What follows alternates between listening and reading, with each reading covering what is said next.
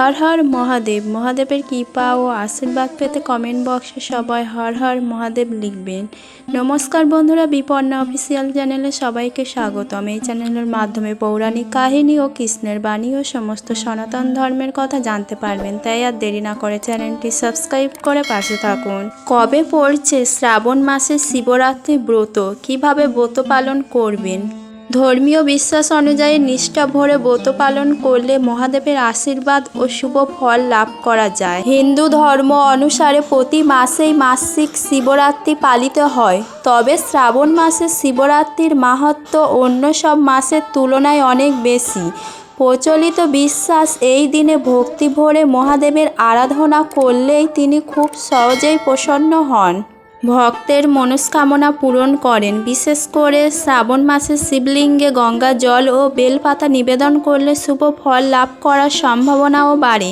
এই বছর কবে পড়েছে শ্রাবণ শিবরাত্রি?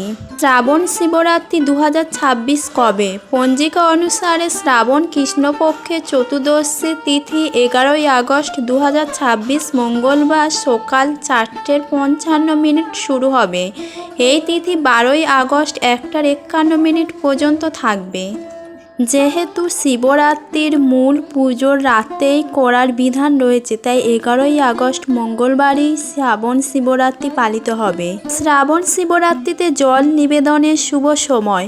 নিশীথকালের পুজোর শুভ সময় 12ই আগস্ট রাত 12:05 থেকে 12:48 পর্যন্ত।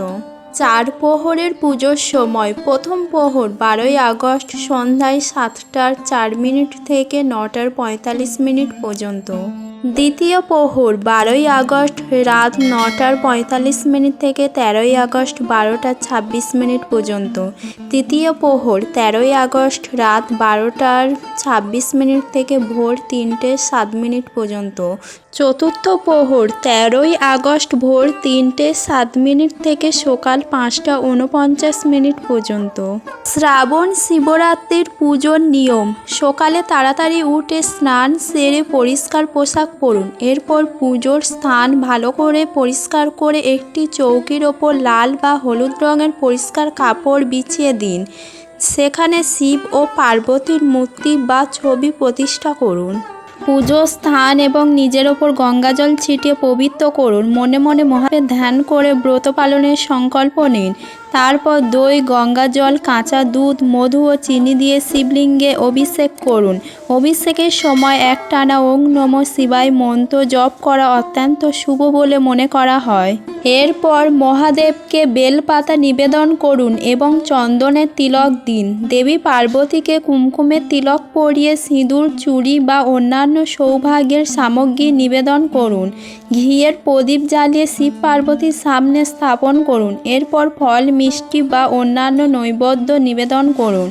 শেষে শিব চালিসা ও শ্রাবণ শিবরাত্রি ব্রতকথা পাঠ করে আরতির মাধ্যমে পুজো শেষ করুন। পুজোর প্রসাদ বিতরণ করে দিন। ধর্মীয় বিশ্বাস অনুযায়ী এই দিন নিষ্ঠা ও ভক্তি ভরে মহাদেবের আরাধনা করলে জীবনের নানান বাধা দূর হয় এবং সুখ সমৃদ্ধি লাভ করা যায়।